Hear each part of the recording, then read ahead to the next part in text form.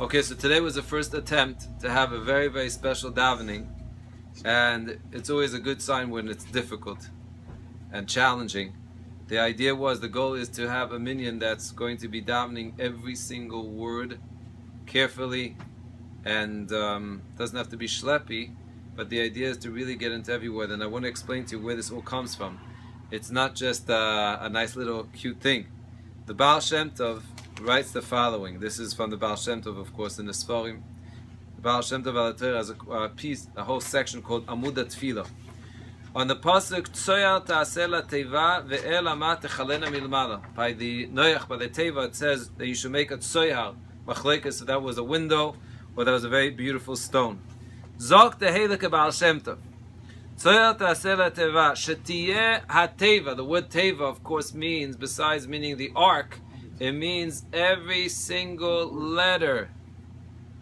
Shetihei ha-teva she'odam medaber b'Torah u'v'Tefilah matzir. That every letter and every word, ois is an ois, is a letter, ha-teva is a word.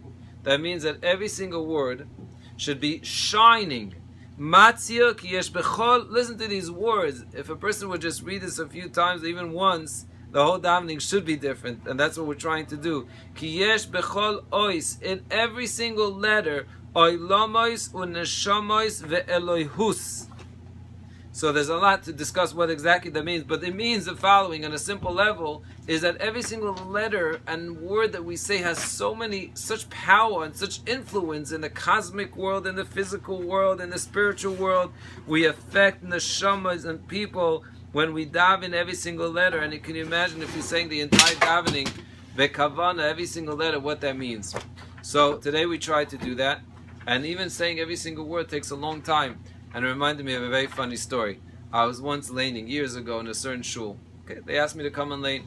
So I was laning, and I thought they wanted me to lane in not too much of a rushed pace. So I was laning. Anyway, I got to the fourth aliyah, and someone taps me from the back. One of the guys, and I didn't know this guy was a shtickle late. So he turns to me and he goes, like, very basic, he goes, "Is it possible if you could lane a little bit slower?" So I was innocent and very to be mistaken. I thought he was serious. So Nebuch, this poor guy, I slowed down my laning, and this guy Mamish, afterwards they told me he was ready to kill himself. Mamish ready. And then Mamish, and years afterwards we always joke around about it. So you have to be careful what you say to people. But the main lesson is that we're really trying to, and as much as anyone is listening to the Shia and is in Muncie, to come and join the davening 640 and to really get into every single word. It'll be a tremendous slow. The slicha starts at 6:40 and the davening ends when it ends.